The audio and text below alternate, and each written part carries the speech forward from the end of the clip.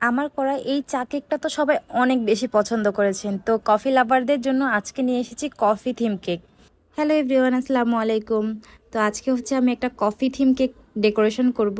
আর আপনারা যারা হচ্ছে কফি লাভার তাদের কিন্তু এই কেকটা অনেক বেশি ভালো লাগবে। তো আমি প্রথমে হচ্ছে 2 পাউন্ডে একটা কেক নিয়ে নিয়েছি, যেটা কিনা আমি 7 ইঞ্চি মোল্ডে করেছিলাম। তো কেকটাকে আমি ক্রাম কোট করে এরপরে হোয়াইট কালারের ক্রিম দিয়ে খুব ভালোভাবে ফিনিশিং করার চেষ্টা করছি। এখানে আপু আমাকে যে রেফারেন্স পিকচারটা দিয়েছে সেটা ছিল এআই জেনারেটেড। আর এআই জেনারেটেড যে কোনো কিছুর ফিনিশিং তো খুব সুন্দর হয়, তবে সেটা আমি আমার ক্রিম কেকে চেষ্টা করেছি আনার। এরপর এখন আমি কফি মগের যে হাতল থাকে সেটা বানানোর জন্য ফন্ডেন্ট এইভাবে রোল করে নিয়ে এরপরে একটু মেপে তারপরে হচ্ছে শেপটা এনেছি।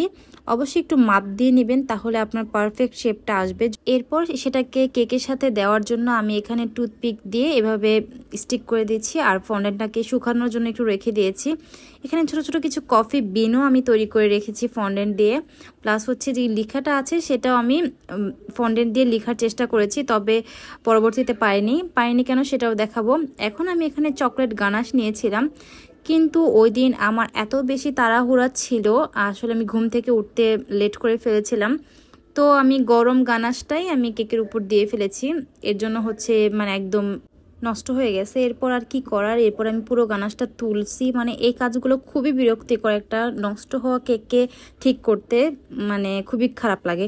যাই হোক, এরপরে আমি আবারও একটু ঠিকঠাক মতো করে এরপরে দিয়েছি, তবুও পারফেক্ট ফিনিশিংটা আসে না আমি যেরকমটা চাচ্ছিলাম। তারপরও এটা আগের থেকে ভালো হয়েছে। এরপর হোয়াইট চকলেট গানাশের সাথে আমি হোয়াইট কালার মিক্স করে আমি এখানে একটু ডিজাইন করে দিচ্ছি, যেহেতু কফির উপরে অনেক ধরনের ডিজাইন করা হয় সেই জন্য। এখন যেই ফন্ডেন্টের জিনিসপত্রগুলো আছে সেগুলো কেকে একে একে অ্যাটাচ করব। প্রথমে হচ্ছে হাতলটা লাগিয়ে দিব, আর ওই যে বলেছিলাম যে একটু মেপে নিয়েছিলাম, তাই আমার হাতলটা কিন্তু একদম পারফেক্টভাবে মানে হয়েছে। এরপরে যে কফি বিনগুলো আছে সেগুলো স্প্রেড করে দিব। তো এই হয়ে গেল আমার কফি থিম কেক। যারা যারা কফি লাভার তাদেরকে কিন্তু এই ভিডিও নিচে কমেন্ট সেকশনে মেনশন করবেন, আর আপনাদের কাছে এই কফি থিম কেকটা কেমন লেগেছে সেটা অবশ্যই কমেন্ট করে জানাবেন। এরপরে আমি এক ফন্ডেন্ট দিয়ে লেখাটাও লিখে দিয়েছিলাম, যেই ফন্ডেন্ট শেপের কাট করে লিখেছিলাম সেটা দিতে পারিনি কারণ স্পেস ছিল না, কারণ লেখাটা খুবই বড় ছিল, কেকটা অনেক ছোট ছিল। যাই হোক, এইভাবেও কিন্তু নতুন একটা ডিজাইন হয়ে গিয়েছে।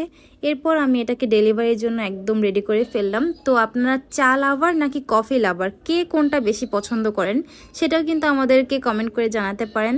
Thank you everyone for watching our video. আল্লাহ হাফেজ।